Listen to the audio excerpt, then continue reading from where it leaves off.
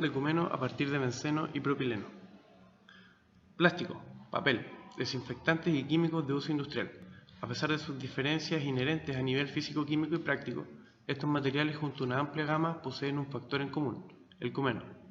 El cumeno es un compuesto utilizado como materia prima en diferentes procesos, principalmente la producción de acetona, fenol y bisfenol, donde este último, que es derivado del fenol, adquiere gran importancia a nivel industrial por su utilización en plásticos de bebidas, alimentos y electrodomésticos. El mecanismo de reacción utilizado es la alquilación, el cual es un tipo de reacción de sustitución electrófila en la que se produce la adición de grupos alquilo a un anillo aromático de benceno, formándose así el cumeno o isopropilbenceno. El inconveniente es que al unirse el grupo alquilo provoca que el anillo aromático sea más nucleófilo, favoreciendo la unión de más de un grupo alquilo al anillo de benceno, formándose el diisopropilbenceno producto de una polialquilación, como producto secundario, altamente utilizado como combustible. A nivel general, el proceso de producción del cumeno es el siguiente. Una corriente de alimentación compuesta de propileno, propano y benceno ingresa sobrecalentado al reactor donde se produce el mecanismo de alquilación, que da lugar a la síntesis del cumeno y el diisopropilbenceno como producto secundario. Al ser una reacción exotérmica, la temperatura y la corriente aumentan. Dicho flujo es enfriado pasando a estado de equilibrio líquido-vapor.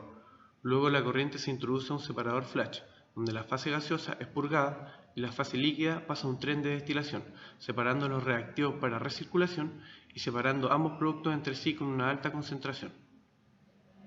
Para la obtención del cumeno se realiza el siguiente procedimiento. Al proceso se alimenta una mezcla de propileno y benceno. Ambos flujos entran a un equipo mezclador en estado líquido y la corriente de salida se alimenta a un vaporizador. Luego se realiza un intercambio de calor entre el flujo de salida del vaporizador y el flujo saliente del reactor.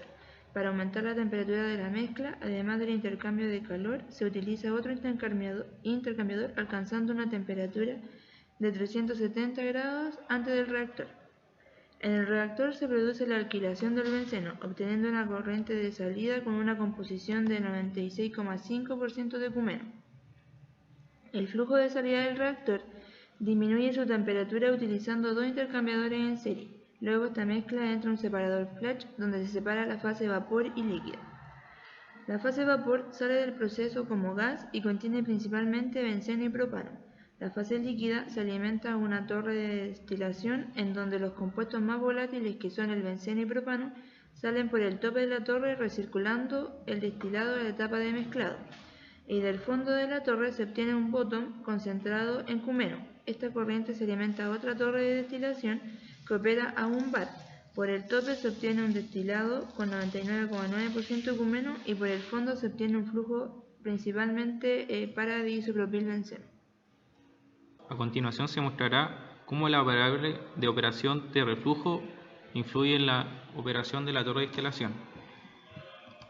Nos dirigimos a la torre de destilación, apretamos la pestaña Edit, la cual nos dirigirá a una pestaña en donde podremos modificar el reflujo. Para esto haremos un estudio paramétrico en donde seleccionaremos las variables. Seleccionamos la razón de reflujo junto con el duty del reboiler. Se debe esperar que exista un aumento de la carga térmica al aumentar la razón de reflujo. Para esto le diremos al programa que itere 5 veces y corrimos. Exportaremos los datos a Excel para ver de mejor manera su comportamiento.